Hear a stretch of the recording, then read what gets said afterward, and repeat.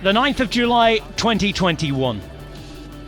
A day for Mark Cavendish to rewrite the history books and put his name alongside that of Eddy Merckx, the greatest male cyclist of all time, on 34 stage wins of the Tour de France.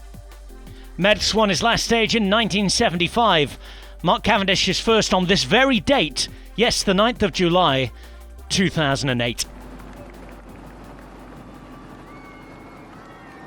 Today's stage will take the riders from Nîmes to Carcassonne, 220 kilometres. But with the threat of crosswinds, a lot of heat about, it was never nailed on to be a bunch sprint. After an extremely active and nervous first 25 kilometres, 3 riders managed to sneak away. They were Omar Goldstein of Israel's startup nation, Pierre Latour of Total Energy, and Sean Bennett riding for Quebec Next Hash.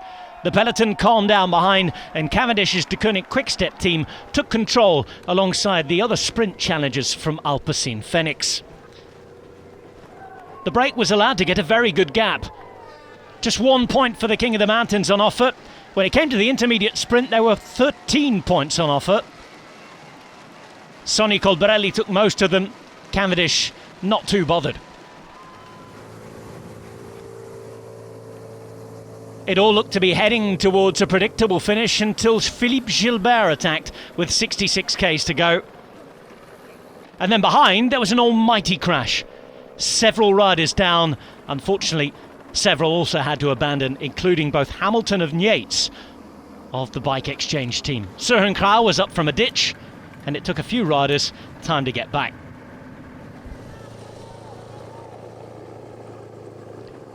The morning breakaway would finally be caught with just over 50 kilometres still to go. Quentin Pacher had attacked the race, but a lot of the teams came to the front inside the final 20 kilometres with the wind blowing from the right-hand side. Richard Carapaz even trying to split the race with Michał Kwiatkowski. Cavendish and the rest followed. It was chaotic, it was difficult, and inside the final 4 kilometres there were twists and turns, more than you could count. The Koning Quick-Step, though, did take over. They took the race inside the final couple of turns. Depleted with the loss of Leclerc to the crash, they would go out with Ballerini. Then Merckx would follow, but all eyes on Cavendish as the final couple of 100 metres approached.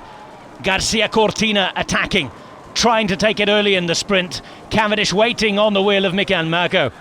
Merckx so good in the sprints, the best lead-out man in the world, in perhaps the best lead-out train ever assembled. Cavendish would come around him. It would be a De Koning Quick-Step 1-2, and an amazing moment at a Tour de France for the ages. History was made, the record books were altered, and right alongside Eddy Merckx now stands Mark Cavendish. 34 stage wins at the Tour de France. Cavendish equaling the all-time record. That's 4 at this tour, 5 for the team, including Alaphilippe's opening day win.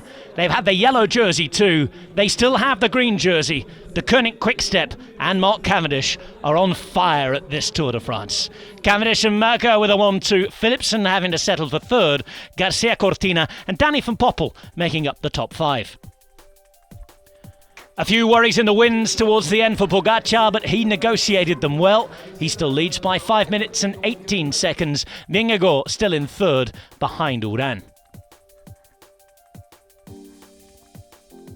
The day, however, belonging to Mark Cavendish. Back at the Tour de France, 9 months after it looked as though he might be having to retire without a team. He also has a 101-point lead in the green jersey competition. With possibly 2 sprints left, he could well break the all-time record. Whisper it quietly, maybe on the Champs-Élysées. Before we get to that though, it's back to the mountains and back to the GC battle. Stage 14, 183.7 kilometres. Bonus seconds towards the end, it's up and down all day. Another unpredictable day awaits, and perhaps a challenge to Tadej Pogacar. The breakaway specialists will be looking at this as an opportunity too.